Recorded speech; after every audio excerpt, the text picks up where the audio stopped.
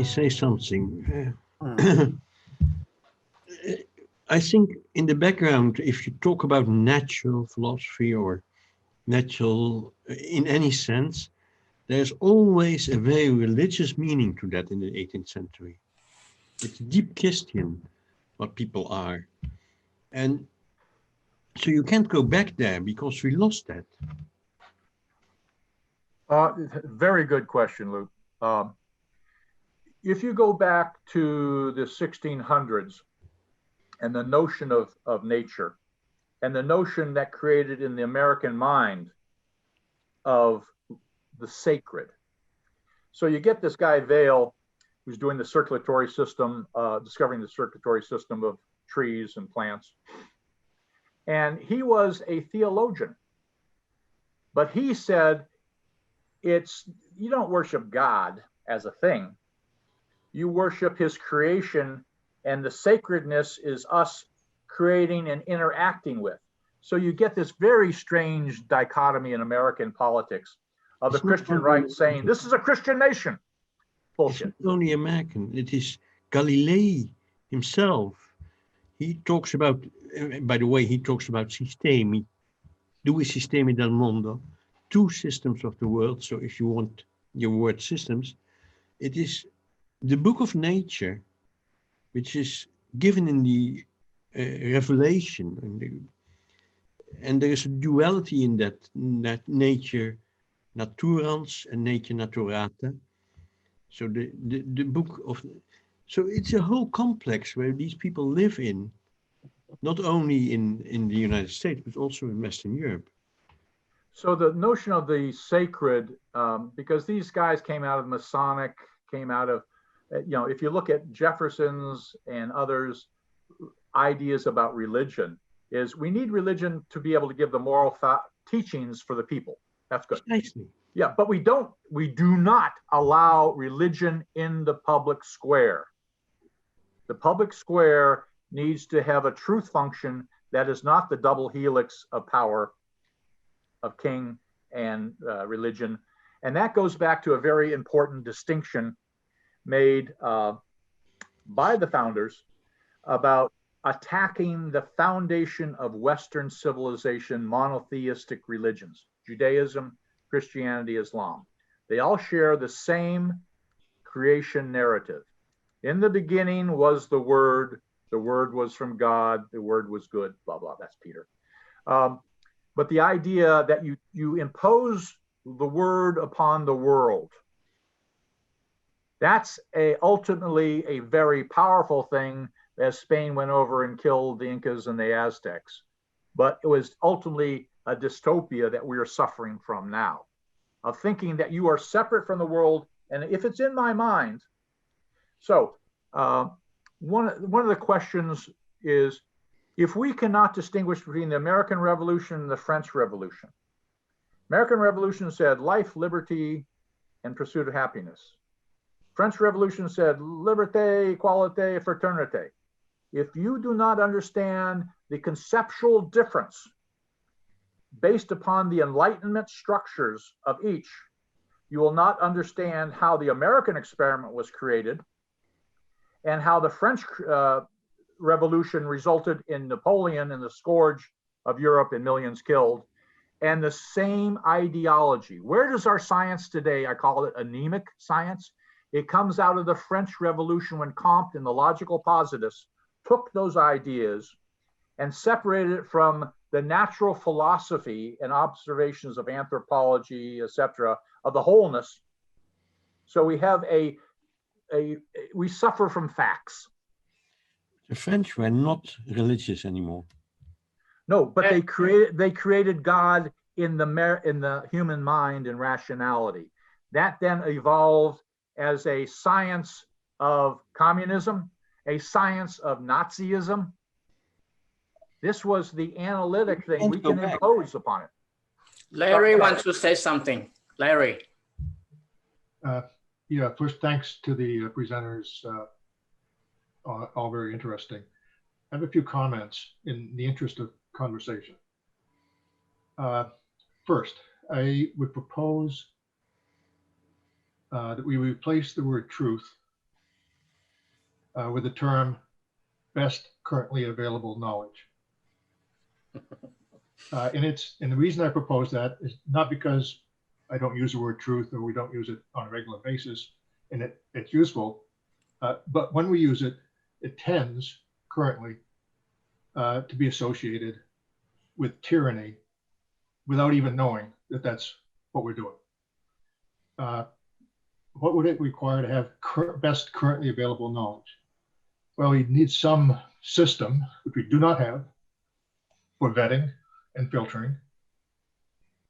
I would say that that system would be a system of participation. In other words, a system where everyone, literally in a democracy, has access. And it would be a dialogic system of participation. Second, history. I'm not a historian. I know a few here are. The only use I have for history is in how it informs where I am now. It's a mechanism of explaining what I have now. The history that I have and that I use is continually changing. I appreciate Lowell's presentation of history. It has actually changed my history here, just as we talk a little. Very useful. But history is something that has to be transformed in order to change how we think. And to take history as though it's true is, again, to impose a kind of tyranny on our thinking. We take a history because it's desirable. And I think some of the things Lowell presented perhaps have a desirable aspect to them. Not willing to accept all of it yet, but I appreciate the offer. So those are the two comments I have. Truth and history. Larry, just a quick comment. What's interesting about history is that is the forefront battlefield of all cultural wars. Whether you go to Europe, that it's a Christian civilization. Whether, you know, the contemporary ideas in America, in Texas, of reinventing history in the textbooks of children, etc. If you look at the Truth Commission on history from Trump, where he tried to, you know, counter the contemporary idea of pulling down icons. This is the front lines of the war. The Americans were able to get above that by saying, what are the virtuous and vicious patterns in those histories? And so you don't participate in the war, you learn how to change the structures you're entailing with you.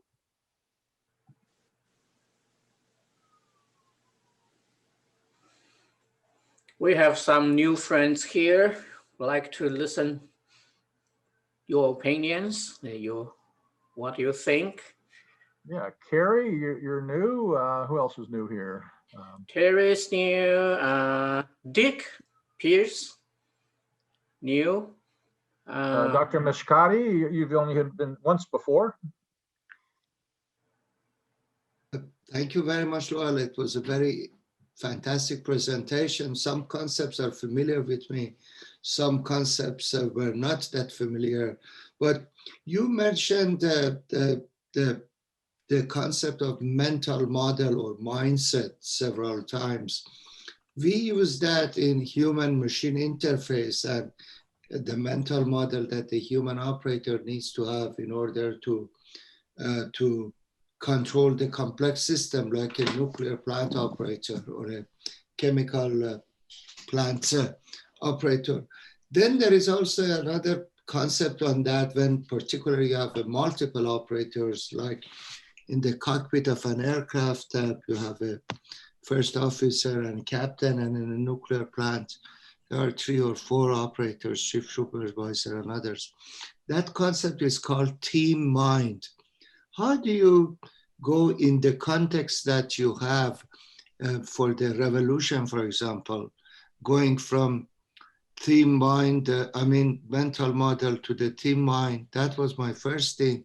The other thing, I was very impressed the way that you compared French Revolution, liberty, equality, and fraternities, and with the US revolution of the pursuit of happiness and liberty and independence. But if you want to add Iranian Revolution of 79, what will be the message of that? If you want to compare that revolution with the other two. Let me talk about team mind first, and then allow Stuart or Bob to comment.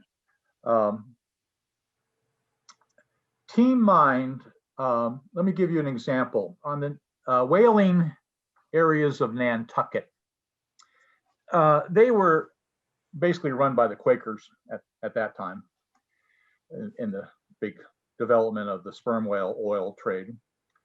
They had a tradition that was actually introduced to GM. Of course, GM doesn't listen very well. But what the Quakers did is you go off on a mission, it's a year, 2 years or so, 18 months, to go and get the Antarctic sperm whales and all the oil, okay? Now, they paid their people according to how important they were to coming back alive with their treasure. So one of the most important people was the carpenter that could repair a mast that had broken in a storm, as an example.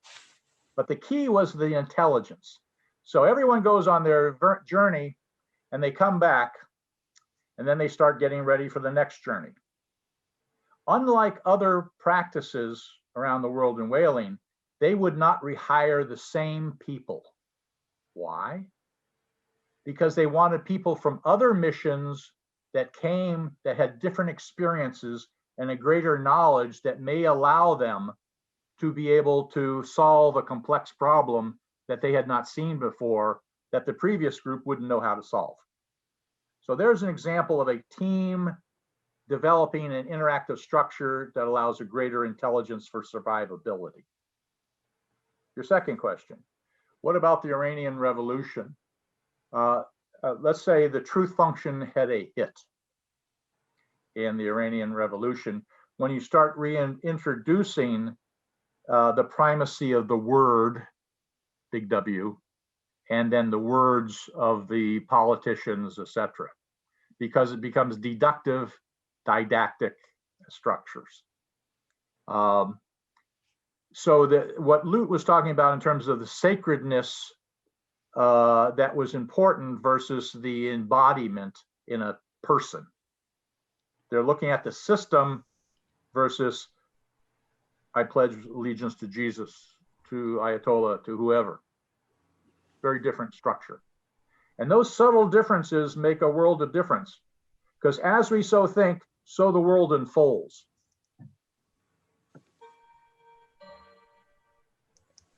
Stuart, Mark. Comments?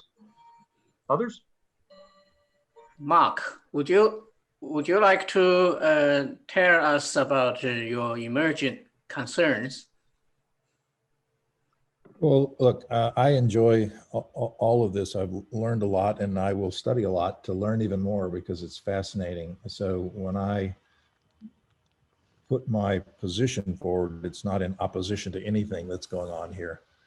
Yeah, I'm 71 years old. I was a pretty effective organizer and physician and administrator in this county because we had a monopoly, and I was a good guy. And now I'm much more concerned with the things you guys are talking about, much more concerned. I couldn't care less about the medical system in America. It's such a minor problem compared to this. And it won't be solved if we don't get a handle on what you guys are meeting about. So my question is really always the same, and not of you, of anybody, of myself every day. And that is, I do understand what Ashby told us. I can't escape it. It permeates every move I make. So how is it that we can integrate from the individual and the household and the neighborhood all the way up to the world. How can we take all this knowledge that this group and these speakers obviously have and actually go do something? And by that, I really understand we're talking about continuous experiments. But how can we do that? Because, you know, there aren't very many young people on this call. And if we don't get this stuff we think we know in the vernacular and into the hands of kids, my kids' age, which is, you know, 17 to 23, I think we could go up to 35. If we don't get it into those people's hands, all these recordings, you know, are, well, frankly, they're a waste of time if we can't get this into people's hands who are going to go do something. And so that's my point. And I created this drawing that's in the hyperlink there in the FedWiki, just to remind myself that requisite variety, anyway, that requisite variety has a relationship across those scales. Doesn't matter if those are the right scales, just put in the right scales. And then I'll stop after this comment. I've also come to understand in the last 2 months that there are requisite variety arrows pointing in the other direction too. But if we don't get these directions right, the other directions are tyranny. Bob, you want to say something? Yes, yes, as ever, I've enjoyed Lowell and Stuart's discussions. My analogy would be that they are talking about the cathedral, and my presentation was much more about individual bricks. And so I will end with a quote from Thomas Jefferson, but I would like to mention that Stuart and I did a presentation in 2019, which was around, again, Ashby's law of requisite variety, addressing a current problem, which is we have a lot of people in America that are killed with guns. And there are 3 things necessary for a death by gun. One of them is a person pulling the trigger, another is the gun, and the third is bullets. And it turns out that Ashby would tell us that you'll have trouble trying to keep track of all of the people and their mental states and their arguments and this and that. And it's also worth noting that guns live forever. I think I may still have a .22 rifle that my father gave me when I was 10, which is 70 years ago. Guns never go away, but bullets are consumed. And so if one is trying to solve the problem, again, back at the brick level, not at the cathedral level, if one is trying to solve the problem of killings of people, one should attack the bullets. It's quite easy to put a tax on bullets. We could put a quite substantial tax on bullets and probably not offend the Second Amendment. And that's a place where one of the laws of cybernetics would come in handy, or actually trying to make a change in the way that the country works at the present time, which is a different perspective. Let me give you the full Thomas Jefferson quote, part of which shows up on his memorial. This is a letter to which Jefferson wrote on July 12th, 1816 to Samuel Kercheval, whoever he was. The quote is, "I am not an advocate for frequent changes in laws and constitutions, but laws and constitutions must go hand in hand with the progress of the human mind. As that becomes more developed, more enlightened, as new discoveries are made, new truths discovered, and manners and opinions change, with the change of circumstances, institutions must advance also to keep pace with the times." And then the quote which shows up on his memorial, quote, "We might as well require a man to wear still the coat which fitted him when a boy, as civilized society to remain ever under the regimen of their barbarous ancestors." So my interest is in both how can we make specific changes in the way that government functions, as well as the more ethereal, not ethereal, but more cathedral-like issues raised particularly by Lowell. I'll end there. Thank you. Anchor, you want to say something? Yes, just probably a slightly naive, uneducated observation and question, but I agree with the vast majority of what's said, and it's extremely interesting. My concern is that governance, as spoken about to some extent, looks at governance of government, i.e. Senate, Congress, President, or Prime Minister, Parliament, House of Lords. Much of the problem today is pre that state. And how can we address the problems that pressurize and allow selection of individuals into the point of government that is already tainted? I believe that everything that's been stated here from the bottom up helps to reduce that. However, the problem at the moment is the huge amount of influence that is external and before it gets to government. And I'm not quite sure how you can have that type of influence quick enough to, let's say, have an element of control. I'm not making any comment about Democratic or Republican per se, but as a person with a degree of experience within the American system and with a little bit of external knowledge, to see that, as was stated, the number of Republicans who can defend what is the indefensible, and with people who are educated, knowledgeable, intelligent, there has to be other influences that cause that to happen. And usually that other influence is self-preservation of either position or income or fear. I think that we have a much bigger problem in our societies. It's the same in the United Kingdom. Then the vast majority of people want to accept.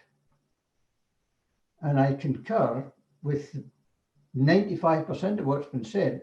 I think this is a way of progression, but the mountain is huge, and most of the influence is external. Let me just comment on Hamish's insight there. Hamish and I have worked together in the past. What Hamish looks at is the connections, the interrelationships of people, organizations, etc. Just as an example, a lot of people that were trying to understand the drug trade lost it from Afghanistan when it went to Latin America, South America. And just taking maps from the 1600s of the slave trade, and the parties that were involved in the slave trade turned out to be the missing links between elements. So what the major point of Hamish's is that we look at power, but we forget about the invisible power that torques, controls what we see. My roommate from college, John Gaventa, and his Oxford Don, Stephen Lukes, wrote aspects of the faces of power. Invisible power works on 3 levels. First level is you constrain the menu. You only have chocolate and vanilla. So if you are in Romania and you're doing human trafficking, etc., you're working behind the scenes to make things look a certain way. So that ability to sit there and you have a constrained menu of Hillary Clinton or Trump. There are so many things that were behind that, behind the scenes that we don't see. So we think we have a choice. We're free will, right? No. So first one is the menu constriction. The second thing Gaventa and Luke's talked about was the behind the scenes cabals, the people organizing. You know, who was really behind Brexit? Where was the money coming from Russia, etc., to destabilize the West? You know, so we have Nigel Farage, whatever his name is, up front, but who's behind them? So and you know, I worked for almost 4 years up in Congress, and my God, those lobbyists from the 70s, from the 80s when I was working to now, their power has gone hundredfold because they are the ones who are funding their election cycles, etc. So who's funding QAnon, etc.? These are the billionaires, you know, who's etc. So who's lobbying in the Congress behind the scenes? That's something that has to be, that's the external factor that Hamish is talking about, as well as the constriction of menu. Yeah. But the most important one that I'll get to you, Hamish, is symbolic manipulation. And this comes from Donella Meadows from her systems dynamic work.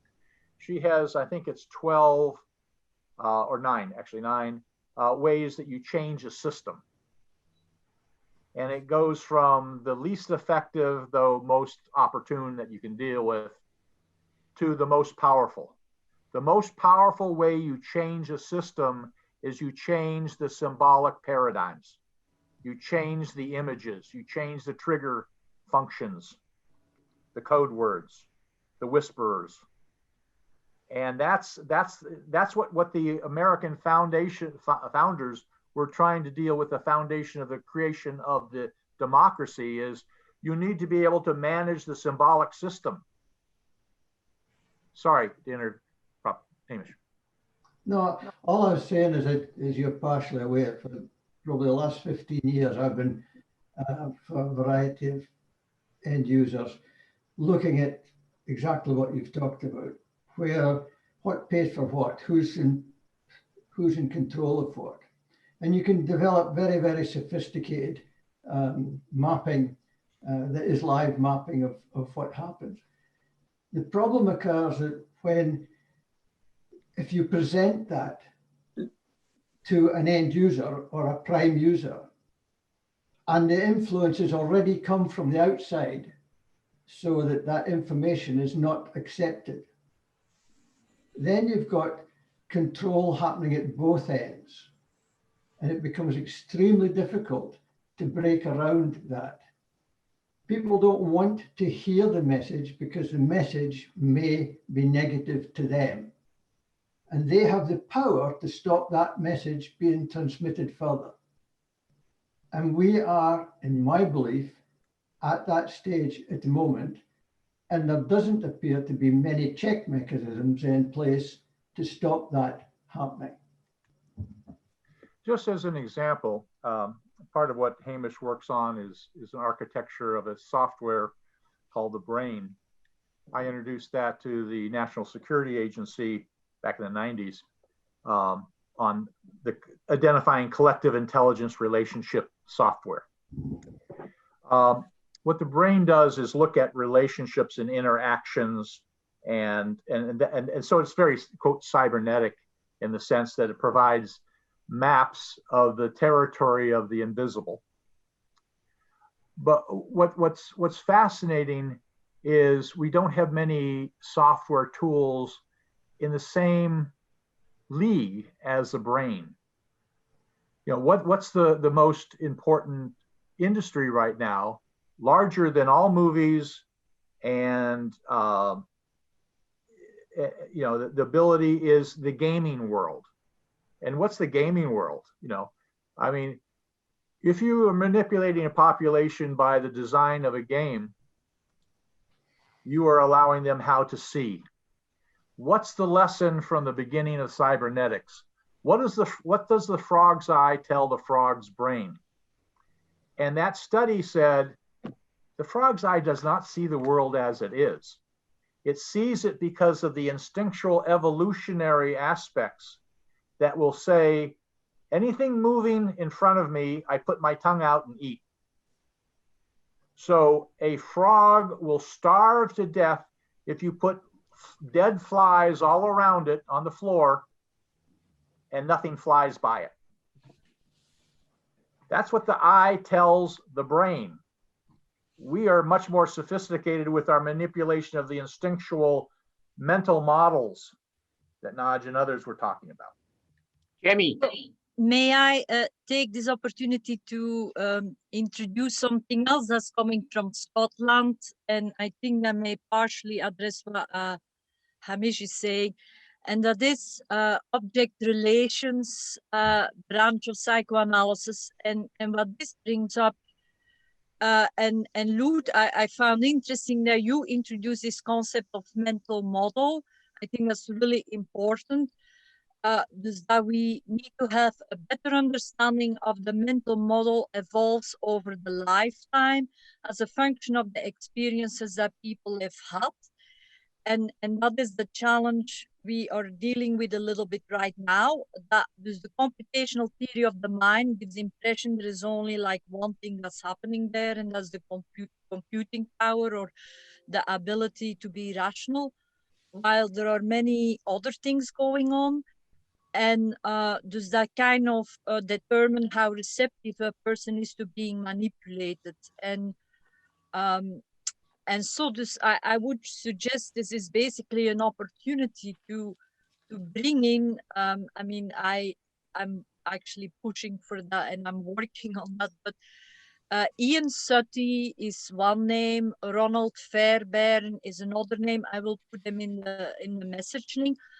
But they are introducing the concept of the container as a metaphor, dus how we draw boundaries, but also how we process our emotions, how we look at the relation between being emotional and being rational. And then it's really about giving people tools to understand themselves. And that is, I think, if I may, that I see a little bit missing is there's a and that comes is very clear in the work of Bateson, Gregory Bateson, and his work just on schizomogenesis.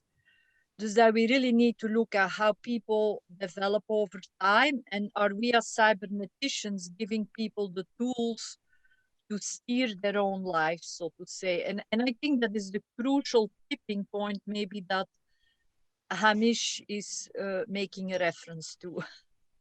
If I could just comment quickly on Jamie's, the idea of a container, what the insight of the founders is in that little snail diagram that I had of model, paradigm, logic, that the boundary of our world, the horizons of our world are not just a Chinese wall that keeps things out.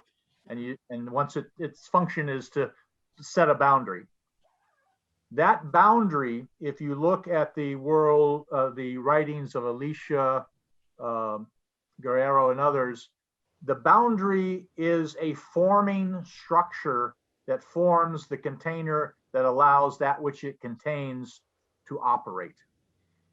So cybernetics is that science of context, the science of container, the science of that which is outside it. So we have a membrane of Congress, a membrane of the intelligence, 18 intelligence agencies now, but that is not just the end. It's being influenced from the out. So how do you continually get outside the boundaries you're within that you're imprisoned with? That's the purpose of cybernetics and systems. And that's what was used in the design of the American experiment that we've lost. No, Why not? Okay, thank you, Jason. Just a quick echo. Thank you very much, Lowell, for your really very, very interesting presentation about the United States and democracy. I put a link up there to a Wikipedia page about democracy in the world. And according to their numbers, it's actually around 5% of the population of the world only live in democracies. The recent measures have downgraded the United States to a failed democracy because it's not, because it's full of so much corruption. In other words, I'm saying that there is a bigger picture here. How much we debate what's happening or has happened to the democracies. There's a bigger world at work full of people who are oppressed and in various ways. And there's a real need, given the global crisis at the same time, for the world issues to be addressed. So I'm not saying I have an answer. I'm just saying that we should not look away from these problems.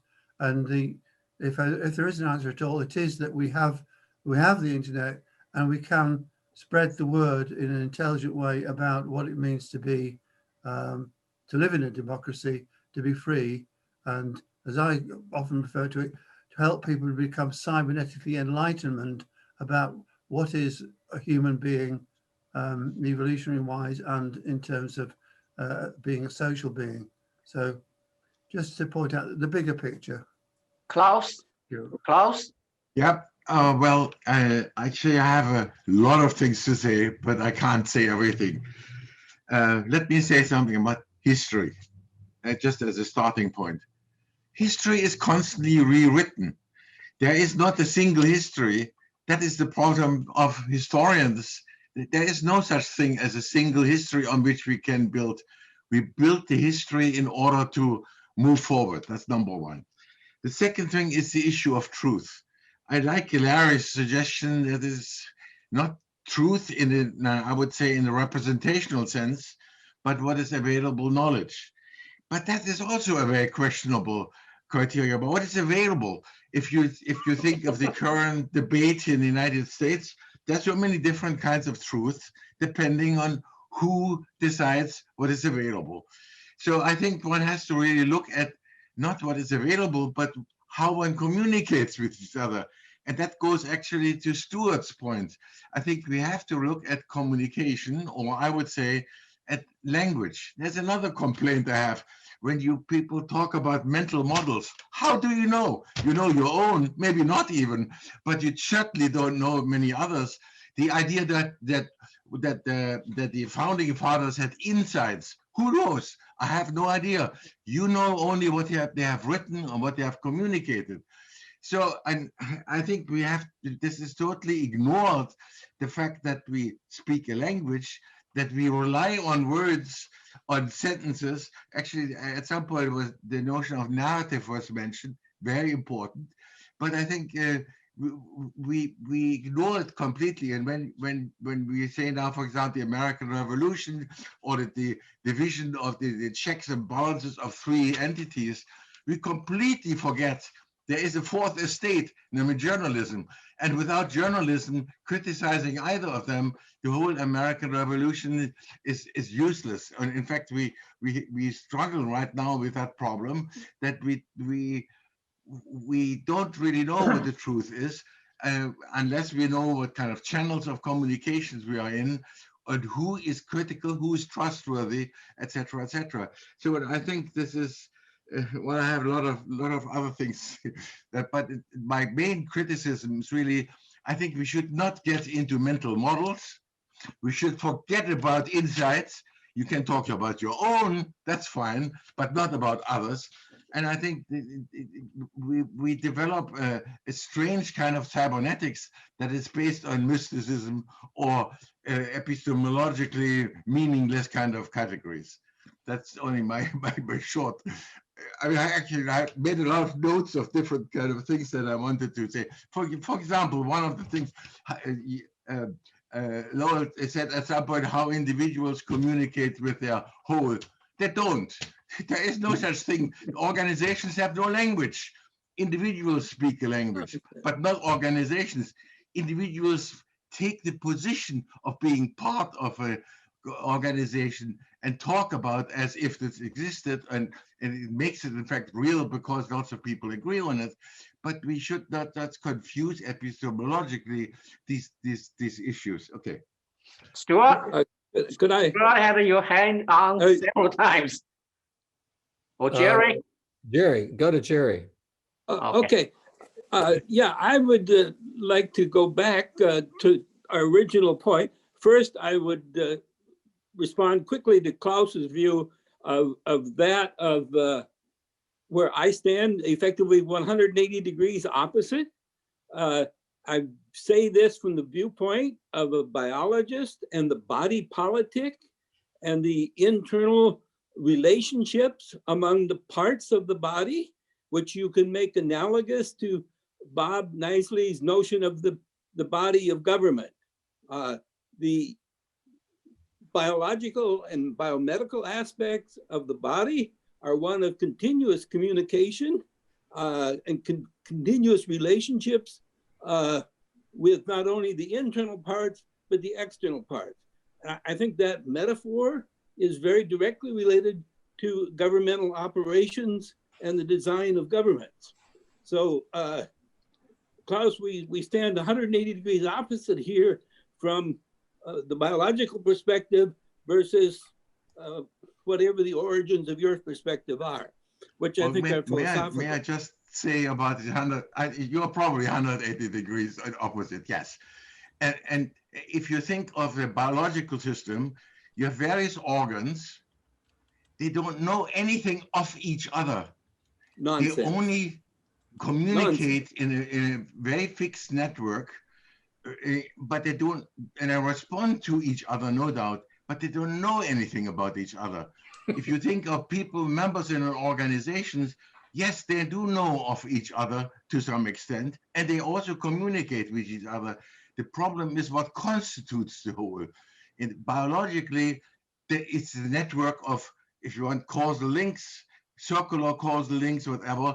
In certain organizations, it's a kind of communications about the organization that makes an organization an organization. Okay, I will not counter that because it's not time nor place to have a discussion between the relationship between anatomy and physiology. But let me continue with my point to go with Bob's presentation. Now, I did look at the, first of all, the excellent questions raised by Jason in his email. These are very thoughtful questions and deserve further consideration. Secondly, I looked at the 2018 law, which was written in terms of tools for further communication or analysis of government in terms of that Bob nicely cited. This is not, it is a component of where government might be designed, but it's almost a trivial component of doing, gathering some facts about what the actual situation is before you try to design for change. What is missing, it seems to me, from this discussion, from my perspective, both which I consider to be mathematical and chemical and biological, what is missing here is the, how would I say, the necessity to have a look not only at the cathedral as a whole, but the individual bricks. And it is this bricks design that is important. Now, to design a brick or any component of a dynamical system, you need to put it somewhere in context. You have to have first the classification which you're going to use to change the goal. The whole issue of design, from my perspective, is a question of first establishing what is the goal of the system you're going to design, and then go back and do the classification, analysis, and synthesis necessary such that the goal will be achieved. And I find in the discussion thus far, which is mainly focused on mental models and other psychological and very, what I would call weak philosophical systems, is that you first have to specify that goal before you can specify paths or potential paths to reach that goal. And this comes now from a philosophical perspective from the work of both C.S. Peirce and, more importantly, Whitehead.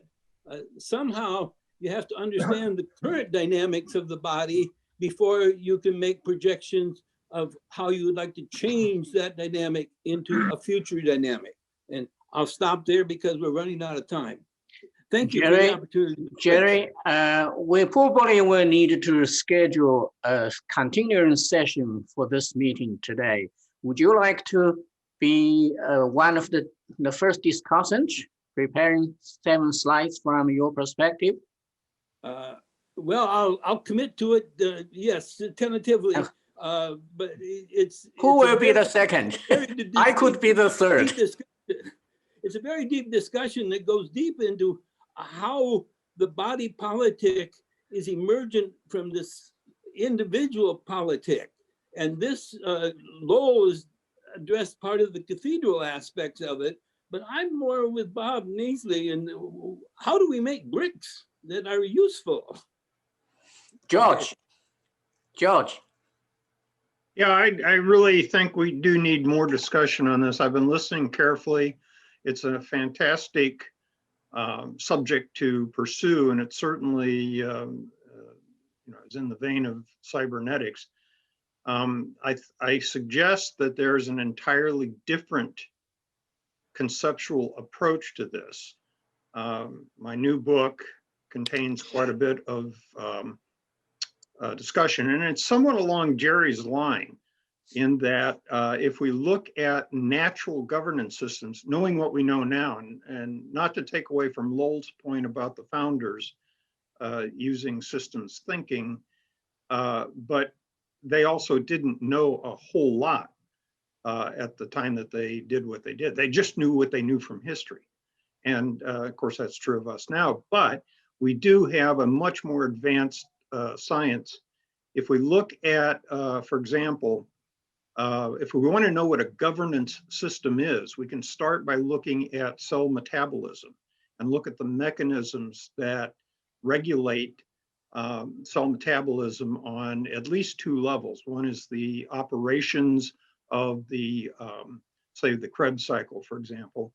And then the other level is the coordination between all of these operational units going on. And then we step up and look at physiology as being the support system of the body for all the cells that make up the body. So there's, again, a recursion of basic principles of regulation and governance that occur there. And then if we go to the human social system and look at our economy and the governance of human social systems, not as they are today, because I am pretty certain that we got off on the wrong track somewhere. And if we start from the presumption that we're just going to manipulate the government that we have today and come up with the right answers, I don't think that's correct at all. So I'd like to pursue this a lot further and get deeper into it. Okay, so George, you will be the second discussant for the second session of this. Okay, who will be the third? Mark? Would you consider to get us your 7 slides, highlight your point? Yeah, George is one of my favorite playmates, so that would be fun. Okay, so we had 3 more discussions for the next session to be scheduled to follow up today. We still have a few minutes. Stuart, you want to wrap up? If I could just comment on Klaus. It's interesting in the writings of the Republic of Letters of how they looked at language. Language is the embodiment of the human cultural system, is a complete sentence. What part of the sentence are you focusing on? Now, if you remember my little slide with the kings and queen and the church while the bloody chessboard is there. You will be dealing at the discrete object level of subjects, nouns, verbs, predicates, and that interaction. They made a distinction on a level of complexity, and they didn't have the word complexity. There was a boundary between the aspect of a sentence where you're dealing with nouns, verbs, adjectives, adverbs that we deal with. You know, Trump is very good at the adjective adverb world. And the boundary of complexity where you deal with the world of cybernetics in terms of our artifacts, and that's based on conjunctive thinking, Boolean algebra, or, but, not, you know, and. But it's very simplistic. What's important below that line was what the Americans were focused on, which were prepositions, punctuations, interactions of the system that pulled things together. So a preposition ties together the meaning of the sentence. So the question is, what part of governance are you dealing with? Are you dealing with the kings and queens and the nouns and verbs and adjectives and adverbs? No. Or are you dealing below? So, Lowell, I would like to take a different perspective of that. Yes, I think grammar is very important in the description of systems. No question about it. But first of all, if you read Kant, you will find a description of complexity. So this notion has been around there. It just hasn't been used very much until recent years. But I think more importantly is the notion of the structure of grammars and what happens when you restrict it to merely the nominative case, the copula, and the predicate. This is inadequate to describe natural systems. That's right. I would suggest that the use of the ablative case, which is really pronounced in Latin and in Finnish, are necessary grammatical components for the design of systems, whether it be governmental systems or biological systems or chemical molecules. You need the ablative case to get to the other properties of the system that are not necessarily predicated on the nominative case. There's an excellent discussion that we'll hopefully have next time on this topic, because I think we're actually getting some traction today, because we're dealing with a real problem and we are trying to get whether system cybernetics can add value to it. And from the critical theory that's required, from understanding the structure, from understanding the language, let's say, the difference between syntax and semantics, meaning there is something fruitful for us. I have to say something about language. You're dealing with a theory of language which is called abstract objectivist. That means a traditional representational notion of grammar, and it's actually based on writing and not on talking. That language has so many different dimensions, but one very important thing that you're using systematically, but you're not, I don't think you're entirely aware of it, is metaphors. For example, when Jerry talks about the relationship between organs in a biological system and the relationship between human beings and organizations, that's an analogy, and using that as an explanation, the biological one as an explanation for the social one is fairly limiting. And so I think one should look into the kind of language that you're using and criticizing it and seeing the point where it really gets astray. Klaus, that is exactly where the ablative case comes into being, where you need the ablative case to distinguish among the predicates of the analogies. Well, Stuart, this is going to be fun. This is going to be fun. Well, okay. Okay, well, I think we do have plenty of material to go another time on this. One of the things that's been in my mind lately for a long time is the difference between the coherence conception of truth and and correspondence conception of truth. And you see this very much in the discussions of the January 6th event. And we'll see it even more, where the people who go on trial and so forth, there will be calls for evidence. And people say, how do you know that? What is your evidence? Trump was criticized as making claims without evidence. But on the other side, there are people who sort of behave in a kind of tribal manner. They're more interested in coherence, like this point of view is consistent with my group. And if we keep that in mind, I think it will help us understand that there are these two different conceptions of truth, coherence and correspondence. Correspondence and coherence, yeah. And there are a few others. Yeah, I'm sure there are others, and I'd love to know what they are. But in any case, that's one thing I would point to cover next time around.